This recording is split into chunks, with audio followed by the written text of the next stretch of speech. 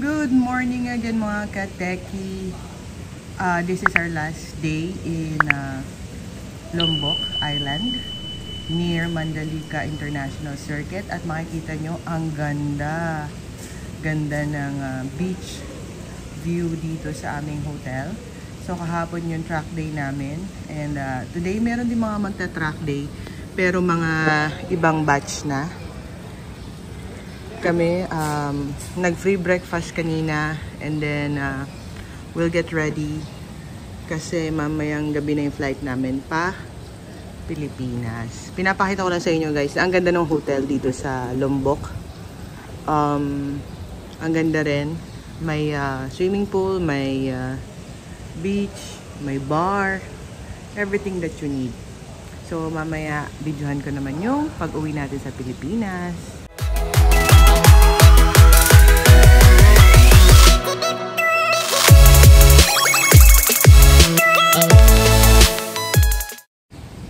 Ito yung gilid ng room namin sa kabilang side. Ayan yung beach. Ganda. Guys, ito yung kabilang view nung aming room. Bale, yan.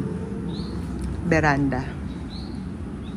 And dahil may narinig ako, ang ganda nung mga tunog dito, nature.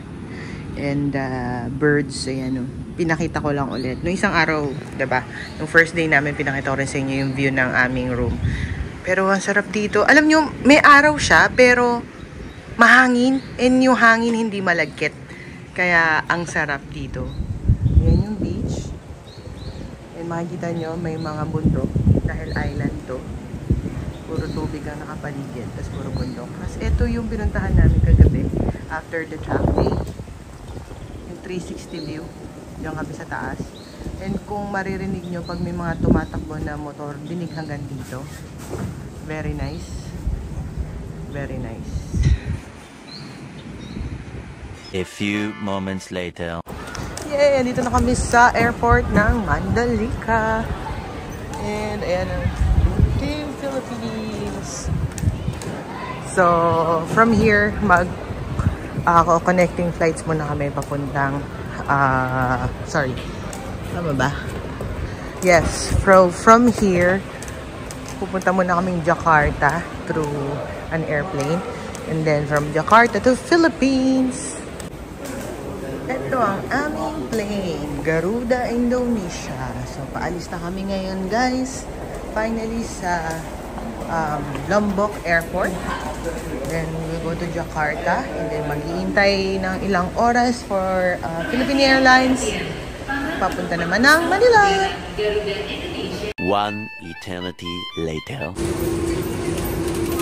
At sa wakas mga kateki, sa Pilipinas na tayo. Maghihintay na tayo ng ating luggage dito sa baggage claim. Time check 6 AM in the morning. So, ilang araw din tayo wala sa Pilipinas. Wednesday night, Thursday, Friday, Saturday, Sunday morning, nandito na tayo. It's been a very, very nice vacation. Parang no? Bakasyon talaga yung nangyari, hindi track day.